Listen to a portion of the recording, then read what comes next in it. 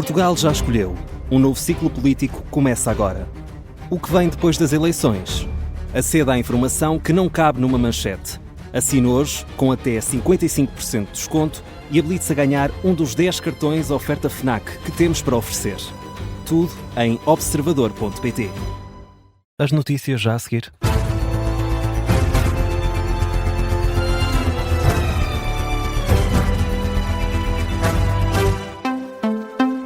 Edição das 9 com o Miguel Gato. O Governo estabelece o prazo de 1 ano para o essencial da recuperação nos concelhos afetados pelo mau tempo. O Executivo vai apostar numa bazuca da simplificação, uma série de medidas para aliviar a burocracia associada às obras de recuperação e reconstrução de todo o território, que foi destruído com a força do vento e da chuva por causa das sucessivas tempestades das últimas semanas.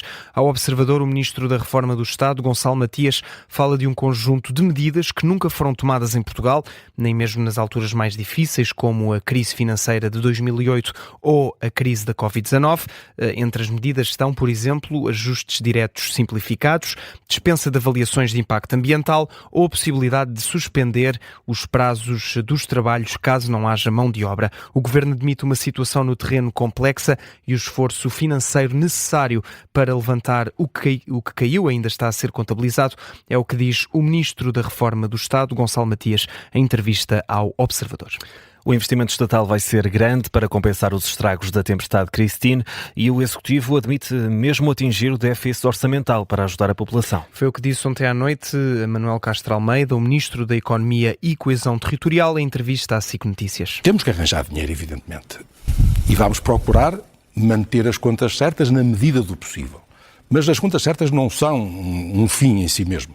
Portanto, se houver necessidade de fazer déficit para garantir condições de conforto e de bem-estar mínimos das pessoas, para garantir o relançamento da economia, para garantir que as empresas não vão fechar, que não vamos perder a capacidade exportadora que hoje temos, se for necessário, teremos que chegar a isso, porque as contas certas são, de facto, um objetivo que tem que estar ao serviço das pessoas. O Primeiro-Ministro Luís Montenegro anunciou na quinta-feira o PTRR, o Plano de Recuperação e Resiliência exclusivamente português para colmatar os estragos causados pelo mau tempo. Castro Almeida dá mais detalhes, explica que vai ser financiado com fundos europeus, mas também por verbas do orçamento do Estado. A estrutura de missão para a recuperação das zonas afetadas indica ainda que é difícil agora, neste momento, quantificar os prejuízos causados pelo mau tempo. Declarações de Paulo Fernandes, porta-voz da estrutura, ontem em conferência de imprensa. Já o antigo candidato presidencial, Henrique Gouveia e Melo, considera que o Estado falhou na resposta às tempestades. Diz que o Primeiro-Ministro devia ter assumido as rédeas desde o início do mau tempo e mobilizado todos os ministérios para o terreno, não apenas o da administração interna. O Almirante afirma mesmo que esta crise climatérica mostrou as fragilidades do Estado. O Estado falhou, no entanto é preciso ter a noção da dimensão da crise. A crise foi de uma dimensão não habitual e, portanto, o poder do Estado também é limitado. No entanto, nesta crise, o que notámos foi um conjunto de fragilidades, quer organizacionais, quer de capacidades de resposta, que fizeram com que o Estado, no início, tivesse falhado e depois, de alguma forma, não tem conseguido responder às populações. Não tem conseguido responder às populações, o que cria muita instabilidade e incerteza nas populações, o que não é bom. Henrique Gouveia e Melo, ontem à noite na CNN Portugal, acusa o Governo de estar desorganizado.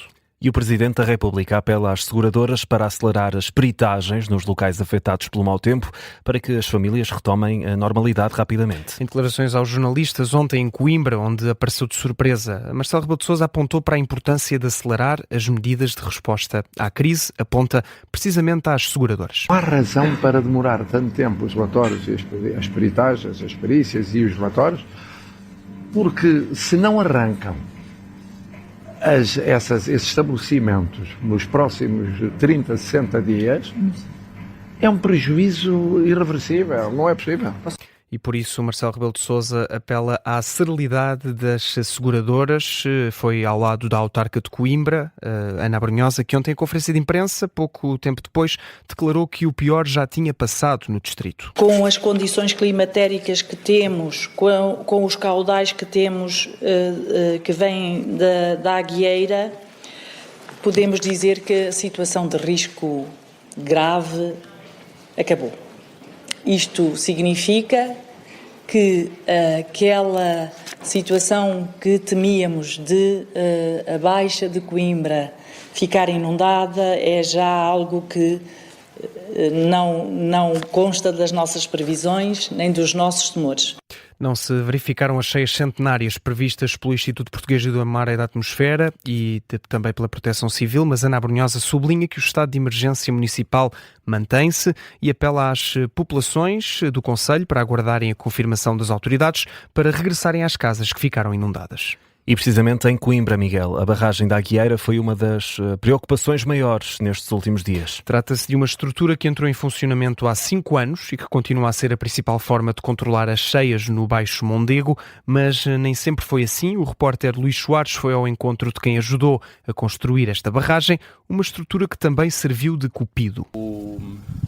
A casa de onde eu namorava era aqui, ó. A minha mulher ia lá por cima para a varanda e eu punha cá debaixo da estrada a espreitar. Com a ajuda de uma régua, Jaime Vitorino aponta para uma fotografia a preto e branco. Vê-se a casa onde, há mais de 45 anos, namorava com a ainda agora mulher em Foz do Dão, uma aldeia que foi engolida pela água do Mondego depois de ter sido construída a barragem da Aguieira. A Foz do Dão era uma aldeia bonita, a pena era um ponto de turismo. Temos ali o quadro, foi pena aquilo ter ido desaparecer, mas a lei da vida... Agora a barragem protege Coimbra, mas Jaime Vitorino explica, o Rio Mondego tem uma personalidade muito própria. A barragem ajuda muito, pronto, a barragem ajuda muito, mas é aquilo que eu digo. A Serra da Estrela manda muito, a neve manda muito, ajuda muito, porque se aquilo estiver cheio de neve, o Rio Mondego fica doido, não há barragem nenhuma com o vento. De resto, antes de haver barragem, Jaime Vitorino lembra que a Baixa de Coimbra costumava inundar. Basta que a Baixa de Coimbra também ficava tudo alagado. De onde a Estação Nova e aquilo tudo, o Banco de Portugal, aqui ficava tudo inundado. Ele que participou na construção da barragem, viu a estrutura a encher, ainda no início dos anos 80. Na altura, Jaime Vitorino ouvia dizer que ao fim de 20 anos era preciso realizar uma manutenção, mas nunca soube que isso tenha acontecido. Ela começou a encher mais ou menos 80. Já até diziam que depois, ao fim de 20 anos, que era despejada para fazer manutenção, e já vamos lá em 40 e tais, e manutenções, nada.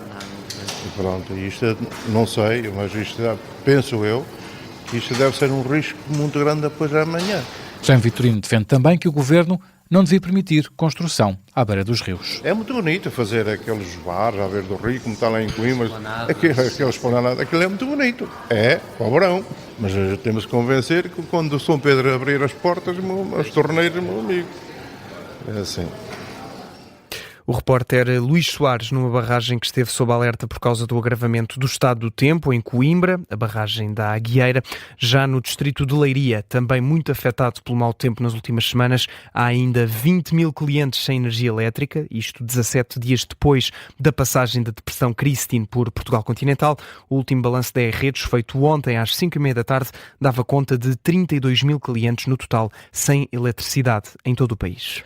Entretanto, Miguel, isso vai esta hora na estrada, é visível, o mau tempo vai dar tréguas este fim de semana. É pelo menos essa a previsão do Instituto Português do Mar e da Atmosfera. Nenhum distrito está sob aviso amarelo, nem no sábado nem no domingo, devido a chuva ou vento forte.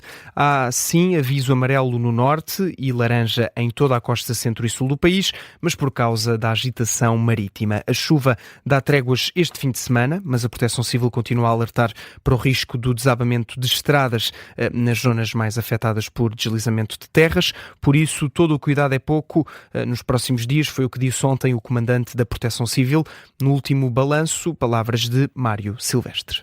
Na saúde, assinala-se hoje, dia 14 de fevereiro, o Dia Nacional do Doente Coronário. A Sociedade Portuguesa de Cardiologia indica que as mortes por doenças cardiovasculares em Portugal reduziram na última década e que o nosso país tem vindo a reforçar os cuidados primários no Serviço Nacional de Saúde. Quem o diz é Cristina Gavina, Presidente da Sociedade, que fala em números extraordinários. Nós temos uma redução de mortalidade por AVC que anda à volta dos 45% e por infarto de 35%, que são números absolutamente extraordinários nos últimos 10 anos, e há uma coisa que em Portugal acontece, que é que nós somos muito melhores na fase aguda de tratamento das doenças e, portanto, temos tido grandes ganhos em termos de mortalidade, também porque tratamos cada vez mais atempadamente e cada vez melhor as pessoas que têm estes eventos.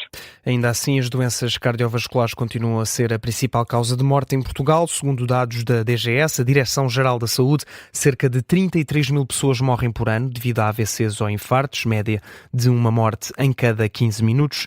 A Presidente da Sociedade Portuguesa de Cardiologia, Cristina Gavina, diz que se o tratamento tem vindo a melhorar no país, o problema continua na prevenção. Falhamos, provavelmente, nas áreas onde são, quer por um lado, depois de já ter um evento, garantir que não vai haver um novo evento, porque vamos fazer todas as medidas de prevenção para evitar esse evento, e por outro lado, identificar as pessoas que estão em maior risco, tratar agressivamente esses fatores de risco e evitar que algum dia venham a ter um evento.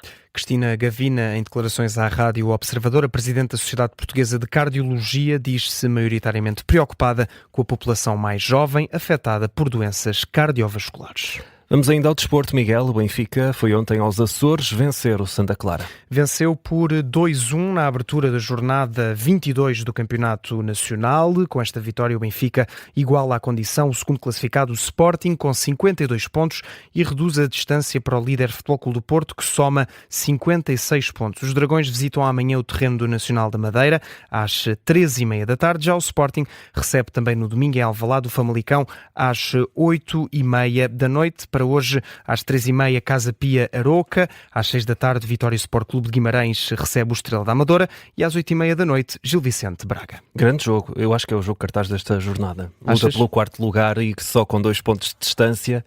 Logo veremos. Duas boas equipas do campeonato. Sim, e as duas domingo. Deslocação difícil para o Braga. Sim, é verdade.